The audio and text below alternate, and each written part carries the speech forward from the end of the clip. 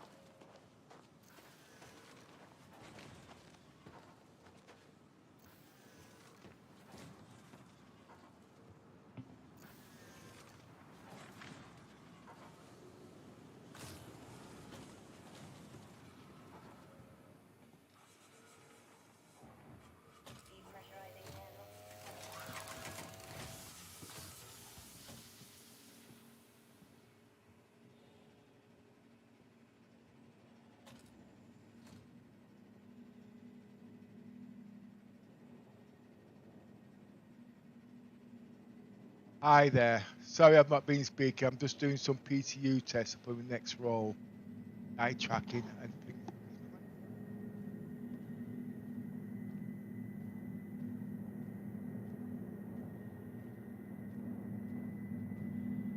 And getting everything tuned up for the next part. Basically, I'm just doing some testing. Not normal testing, but testing to do with role play. What works for me to use role play.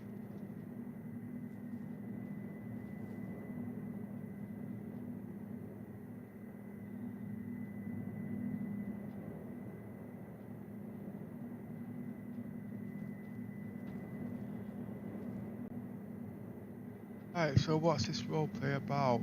Well, I'm a fugitive, okay? And it's a very difficult. I'm not a fugitive, but I'm a bad person, go killing people. Totally the opposite.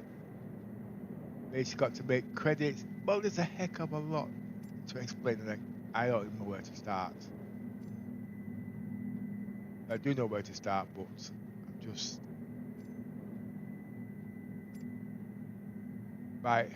This is my home on New Babbage. I don't actually live on New Babbage. I live on the ship. With the ship and what's here, I can get everything that I need without going to New Babbage or any place like that. Survival, food, weapons, guns, crime stat keys, repairs, and yes, I'm in the Carrack. And yes, I can spawn ships at these locations, certain ships. I don't mean like land vehicles. That will fit in the Carrack. Then when the stuff comes out, I'll be working my backside off. But at the moment, what I'm doing, well, this is my own new home, there's no stuff here, so I'm just making sure that I'm supplied with food and water. But I've got food and water now. I'm just getting food, water, and clothing, which is very important. As you know, we lose all those stuff when we play the game. So, and the food, when I've got all my survival gear, then I start getting the foods, and I'll be putting them in the backpack, ready to be sold. Then when I've got enough money, I'll take that and repair my ship. Not doing like normal, where we go out there and make millions and millions in a couple of hours. Because at the moment, as you know, CIG is done, is going to do a server wipe.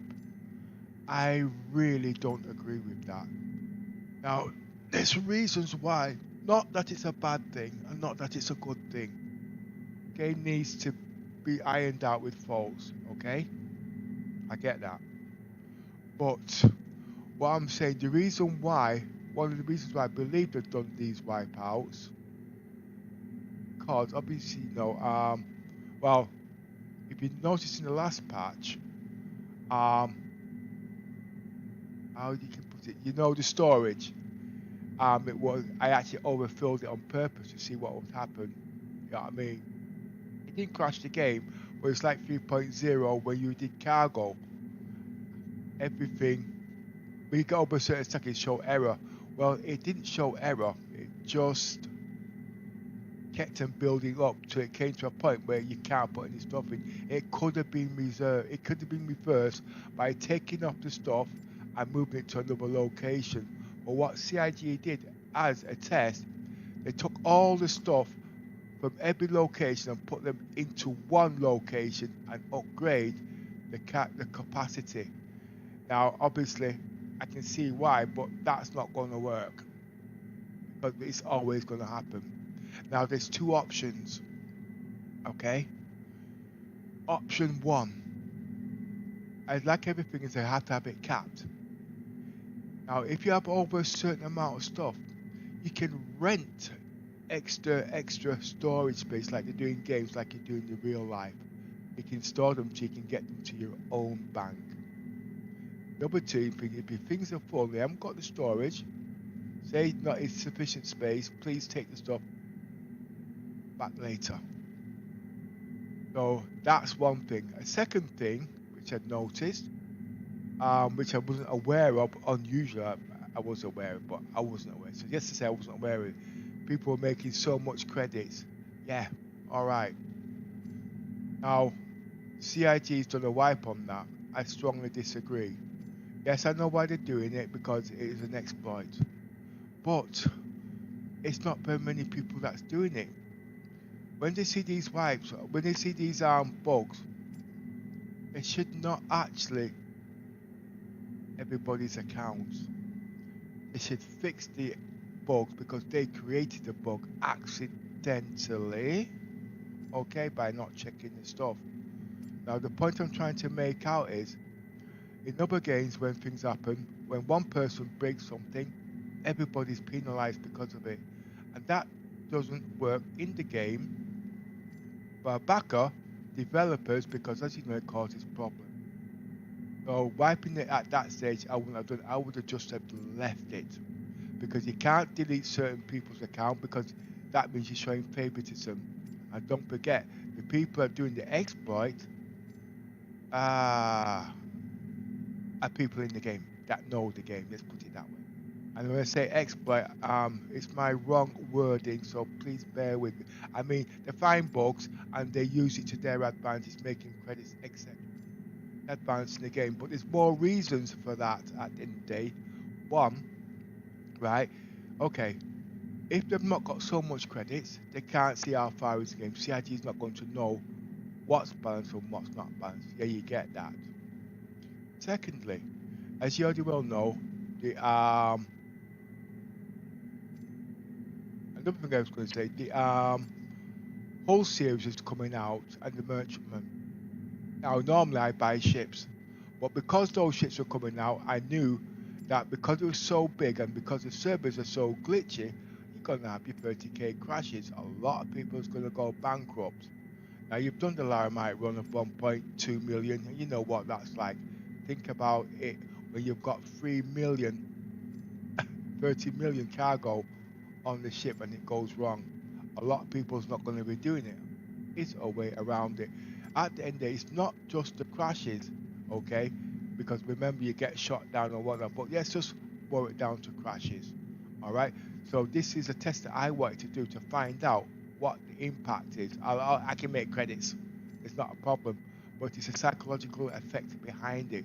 What I mean by that is people stop playing. Now, as you might have noticed, they're waiting for the next patch. But the same thing's going to happen. They will stop playing for one reason or another. They shouldn't have wiped the servers. I mean the credits. Yes, these guys exploit, but the cyber's going to get wiped sooner or later when we know it's expected. Leave the guys with the little billions worth of credits and whatnot. There's a reason why they got it. They can't spend it. But people like me, if I had, well, I have had it, I use those credits to see what the potential of the game is, i.e. in the 2 patches, I bought all prospectors to see how much it would cost to start a business and how long it takes to develop and how many people. Much. But now, because they've done the server wipe, them things cannot be tested for another 3 or 4 months to give verdicts on the psychological effect it would have when people lose these things. Now, I'm a fugitive. This patch, I don't want any money whatsoever. I'm going to start with nothing, like a tramp basically. I'm just going to have a ship, work the ship, build up the ship, repair the ship with the money that I take and build up from there. But by rights, I would have left the guys with the little things, because the server is going to get wiped in about 2 months, 3 months. At least the guys can experiment, and if they like certain things, they're going to buy certain things. I would have left the guys with the credits, okay? Because they're trying to do things to see what is in the game and what's not for future referencing. By rights, CIG makes a mistake, not intentionally, but they make mistakes. They shouldn't penalize things. They should fix the bugs. And when they do the server wipes for the credits, which is important, like the reputation points, this patch, I'm a fugitive. Now you've got tanks, you've got ballistas, and you've got big ships that can shoot pretty far. I'm a fugitive. I ain't gonna have no weapons on my ships. But how am I going to survive? I've got the carrack. It's got to run cloak below a certain IR and ER. So the ballistas, so the big ships can't see them with the big missile, because you've got to be within certain range because I'm below a certain EM, etc. The ballistas and ships like that, as you know, you can't detect them. Yeah, they got missiles, but one thing you've missed out, the missiles are like line of sight. They don't go up and down in the valleys like certain things. So obviously, if you're above a certain height, them missiles will shoot you down. But if you're below a certain height, them size 9 missiles can't shoot you down because they can't see you. Wait, I got that wrong. Sorry, I got that wrong. My mistake. The ballistic missile can't shoot you. They can see you, but they can't shoot you because they can't get the lock. They got the lock, but the missiles will hit the low-level surroundings. Ships like the carrack, etc. No, sorry. Ships like the what's a big Eclipse and them ships that's got the size 9 missiles. If you can drop your ship below the IR and ER, you can see them before they see you. I've been told it's not working. It is working, but it's temperamental. Basically, you know what I mean? And that's the role play I'm actually doing in this role play at the moment. Being a fugitive, but I won't be spawning ships at Lesky, sorry, not Lesky, you know, New Babbage, etc. I'll be spawning ships right here. I just need one ship, my carrack. And whatever ships I can spawn, like the 85X and them ships, anything I can fit inside my carrack, I'll be using them. My carrack is actually damaged right now. I'm not supposed to have any money because money I've got in here is from the PTU. I have to earn money to fix my ship. That's where all these things come in. I'm an explorer. I'm not a cargo hauler. Okay? So obviously I'm out there to explore. And what you can and cannot do. Now, with this type of game, there's a lot of micromanagement and it's difficult. It's also boring. But remember, this game is like a simulator based on real life. I know it's a space sci-fi game, etc. But at the end of the day, it's still a simulation based on real life of the future. It's a heck of a lot. It's a game. You can make this game whatever you want within reason.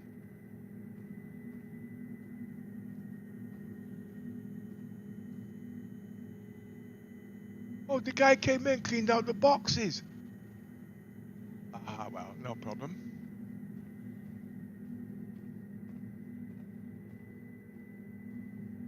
But you see, I'm not really bothered because this is where I live, so I'll always have stuff here.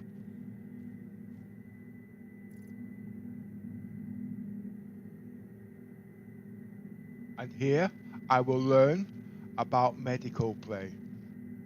And anything else I'm not sure of, because as you know, I don't do combat, but because of certain changes in the game, I have to do certain things. I'm going to give you guys a big, massive tip. Distortion cannons are back in the game, and they are rocking. Tip number 2. If you're using cannons, distortion cannons, okay, the guns you want to put on there has to be distortion. If you're using long range distortion, like laser repeater, you have to use laser repeaters with the same speed and whatnot. They are rocking. Only one I've not been able to match up yet is the carrack, because it's got no missiles, it's got distortion cannons, but those are only 400 meters. You know what I mean? And at the end of the day, remember, these distortion cannons are supposed to render people helpless. They do work. But I was a little bit surprised yesterday because when I was using my distortion cannons, it actually blew up the mercury liquid mist. Now, I did notice something like that a few months back, but I thought it was an oversight. Remember, we got bounty hunter coming in. These distortion cannons are not supposed to, well, they're not supposed to drown.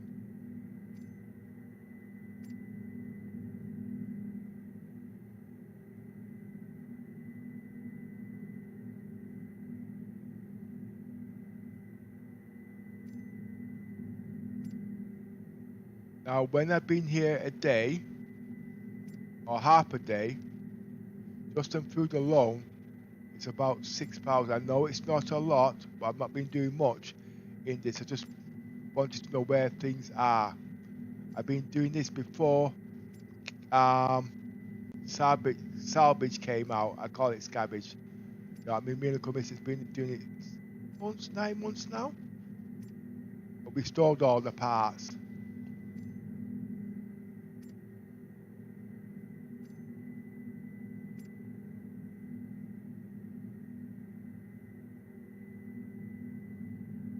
We are thinking of giving away javelins, but we need to work out the small print. Basically, I want to give away about 5. I'm not going to say how.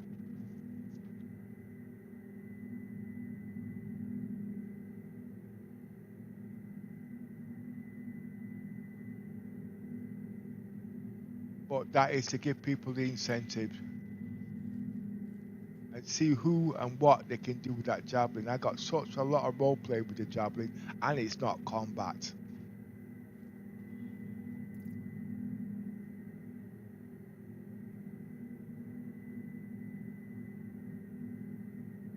Now, as I said earlier before, I'm here scavenging, but I actually live around here. You know what I mean? So this is like me going shopping. I'm not supposed to have any credits or anything like that. You know what I mean? Unless I actually go out there and work it. And this is how I will start the game. Scavenging. I can go out there and do what they call it, but like I said, game's different. I'm more into roleplay. Okay? And when I'm doing testing to find out what works in my roleplay.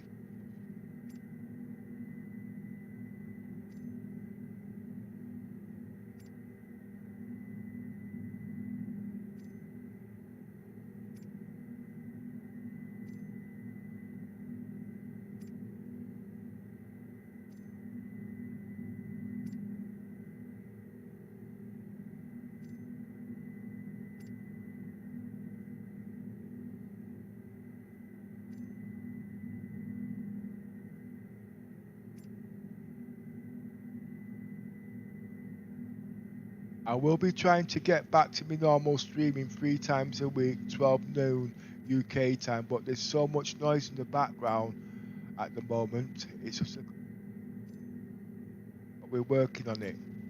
We tried noise cancelling, all them things, but it doesn't work because I use voice recognition programming, so the signal has to be pretty clear. I don't know how I'm going to work that out at the moment. So much changes in the next patch I'll be doing with the new things that I've bought. Like I've just bought this new HD TV. I'm really impressed. So much I've learned about these HDR TVs. It's just unbelievable. One thing I will say, it is not good for your eyes if it is too bright. It'll give you double vision and blind you. I'm not experiencing it at the moment, but I'm learning. But what I see so far, I'm impressed. But I've actually got to use 2 monitors, which I never had to use 2 monitors before. One for the game, and one to monitor other things because of the way things work. Basically what I mean is because I'm using HDR, and you guys are watching this stream, you might, because if I don't set it up right, you get a lot of fade outs and a lot of whitewash. What I mean is because of the way they do the colours, the high end and the low end won't work with the normal settings.